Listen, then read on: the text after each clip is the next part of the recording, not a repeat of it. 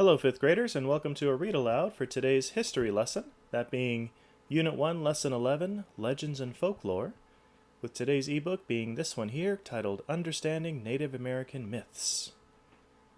So the specific pages we'll be looking at today are What Are Myths, pages 4 through 5, and then on later pages we'll be taking a look at 4 specific myths or ancient stories passed down by several different Native American tribes, those being the Earth on Turtle's Back, Coyote Brings Death, The Wisdom of the Willow Tree, and Gluskop and the Water Monster.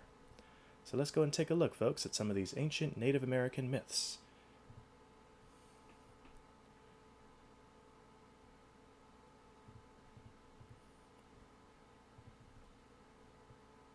So here we are on page 4, starting with, What are myths?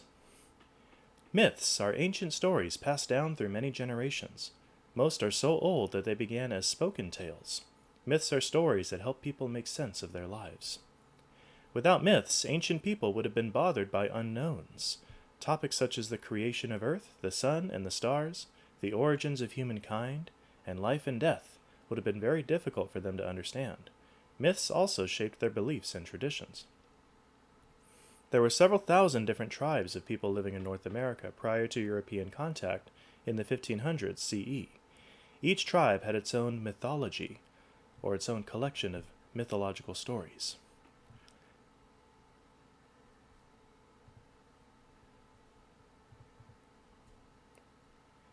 Native American myths are rooted in nature and the belief that everything, living or non-living, has a spirit. Many Native American ceremonies were based on myths. Native American mythology, ritual, ceremonies, and religion are often difficult to separate. Navajo ceremonies, such as Blessing Way, which is concerned with healing, creation, and peace, are based on events and incidents in their mythology. Many Native American myths are related to the belief that all animals have souls or spirits that give them supernatural powers. Myths about gods who control the elements are also common. The close connection animals and the weather had in people's daily lives influenced their survival, which is why these topics figure so prominently in Native American mythologies. Other countries have mythology shaped and ordered by traditional authors over many centuries. In North America, few myths were written down before the late 1800s. The myths still reflect strong roots in the oral tradition of storytelling. Stories told on long winter's nights around campfires taught about right from wrong and helped explain why things happened the way they did. The myths also helped keep ancient beliefs alive, and they entertained.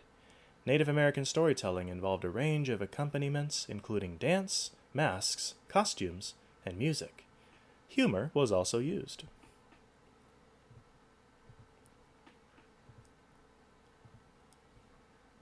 So the first Native American myth we'll look at is this one here called The Earth on Turtle's Back, which is an origin myth about the origin of the world. Numerous tribes across North America have origin myths that refer to Turtle Island. The Onondaga myth, which highlights humans' close relationship with animals, is one version. And this is how it goes. In the beginning there was no land, only water. Birds and other animals flew or swam around. In Skyland, far above, there was a pregnant woman, her husband, who was chief of Skyland, and a great tree full of seeds. One night the woman had a dream that the great tree was ripped from the ground. Her husband felt that the message was powerful and its outcome should come true.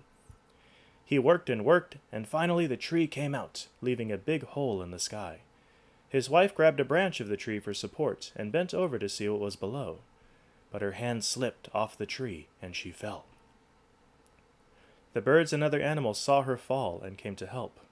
With no webbed feet she could not swim, and there was no land for her to settle on. The animals decided that they must bring land up from below the water. Duck, beaver, and loon all tried, but they could not dive deep enough. Muskrat went next. He swam so deep that when he came up with a mouthful of earth, he could not breathe. Turtle came to let Muskrat rest on his back. Muskrat dropped the earth, and it grew into land. The world was complete.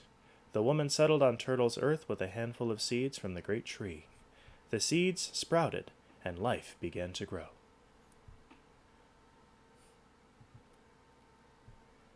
Next is myth number 2, called Coyote Brings Death. For a background on this one, medicine men, or shamans, as we talked about, hold important roles within the Caddo tribes. Their magic guides and protects. This myth also shows the importance of animals in life and death. And this myth goes like this. In the beginning, people lived forever. Over time, there came to be so many people that there was no room for any more. The chiefs held a council to decide what to do. One man suggested that it would be good to have people die and be gone for a while, but then return. Coyote said that people should die and be gone forever. No one else agreed. They would not be happy if their family members died, especially if they never came back. They built a large house facing east. People who died were brought back to life in the medicine house. The chief medicine man put a large eagle feather on top of the house. When the feather became bloody and fell over, they would know someone had died. They would sing to call the spirit and restore it to life. The feather turned bloody and fell. The medicine men gathered to sing. After a short time, a wind came from the west. It circled the house and entered through the east. From the whirlwind, a young man appeared. This happened again and again, until the day that Coyote closed the door before the wind could enter. Death became permanent. Coyote ran, afraid of what he had done.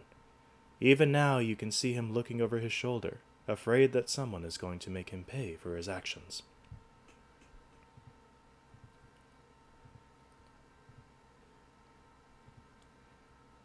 Myth number 3 is the wisdom of the willow tree. Respect for elders is an important part of Native American Indian cultures. Wisdom is gained from those who have experienced many events in life, as is given in this Osage myth. Little one wondered about the meaning of life. Why did people grow old? He looked for answers but could not find them. He decided to go on a quest. The answer would come in a dream. Wandering the forest with no food or water, he sat down at the base of a large elm tree. He slept, but no vision came in his dreams. It was the same thing night after night. Knowing his family must be worried, Little One started heading back to his village. Weak from hunger, he stumbled on the roots of a willow tree. Lying on the ground, he clung to the roots of the old tree, but did not have the strength to pick himself up. That is when the ancient willow tree spoke. It spoke about how children, little ones, always cling for support as they walk along the great path of life. It also spoke of how its many roots that held it firm in the ground were dark and wrinkled, but still strong. It spoke of seeing old age as a guide through life. With a sudden strength and spirit, Little One stood up and walked toward his village. As the village came in sight, Little One stopped for a moment, and another vision came to him. It was an old man, strangely familiar, even though he had never seen him before. It was Little One as an elder, as an old man, strong and rooted like the willow, and filled with wisdom. Little One never questioned the meaning of life again. He spent his time listening to the words his elders spoke, and he was happy with their guidance. And for our final Native American myth today, we got Gluskop and the Water Monster. For some background here, Algonquin tribes in the east share tales of the cultural hero Gluskop. He was a spirit warrior who instructed people and animals on how to live. And his story goes like this. One day, the village spring ran dry. It always flowed with clear, cold water, but now there was nothing. The wise men and elders held a council and decided to send a man north to the spring's source to see what had happened. After a long walk, he came upon a village. There, he learned that a huge, wide-mouthed monster had dammed up all the water. Terrified, the man asked if his village could have some of the water. The monster refused and told him to go away before he was swallowed up. The man ran back to his village. Gluskop knew of their problem and took matters into his own hands. He fashioned a flint knife and went to the monster's lair. Gluskop demanded that the water be released, but the monster just laughed and said that he would swallow Gluskop instead. The monster opened his huge mouth and smacked his lips. But Gluskop's anger shook the earth, and he grew taller than the treetops. He pulled out his knife and split the monster's belly.